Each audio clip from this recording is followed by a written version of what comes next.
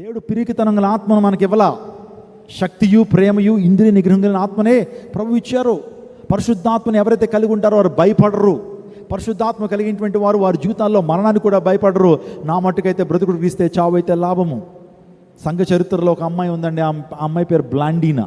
యేసయ్యను నమ్ముకున్నందుకు ఆ టైంలో రోమా ప్రభుత్వం ఏం చేశారో తెలుసండి, ఒక చైర్ని ఎర్రగా కాల్చారండి.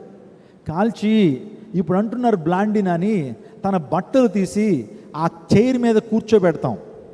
వెంటనే 15 మినిట్స్లో ఏమవుతావు, ఆ చైర్లో నువ్వు మాడి మసి అయిపోతావు, కాలిపోతావు. లేదు నాకు యేసయ్య కావాలంటావా, నీకు మంచి ప్రభుత్వ ఉద్యోగం ఇస్తాము, మంచి రాయితీలు ఇస్తాము, ఉన్నతమైన హోదా ఇస్తాము.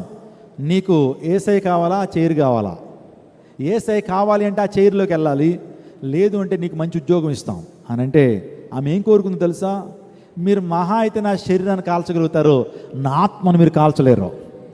మహా అయితే నా శరీరాన్ని బాధ పెట్టగలరు, కానీ నాలో నా ఆత్మను నిత్య నరకాగ్ని గుండానికి మీరు వేయలేరు. ఈ రోజున నాకు ప్రభువే కావాలని చెప్పి ఆమె వెళ్ళి చైర్లో కూర్చుని అక్కడే ఆహుతి అయిపోద్ది. సంఘ చరిత్రలో బ్లాండినా గురించి మనం చూద్దాం.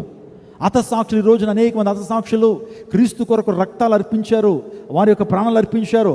అందరూ బట్టి టెట్టూలి అనేటువంటి ఒక దైవసేవకుడు అంటాడు, the blood of the martyrs of the seed of the church. అంటే హతసాక్షుల యొక్క రక్తార్పణము, హతసాక్షులు కార్చిన రక్త బిందువులు సంఘానికి విత్తనాలు అన్నాడు.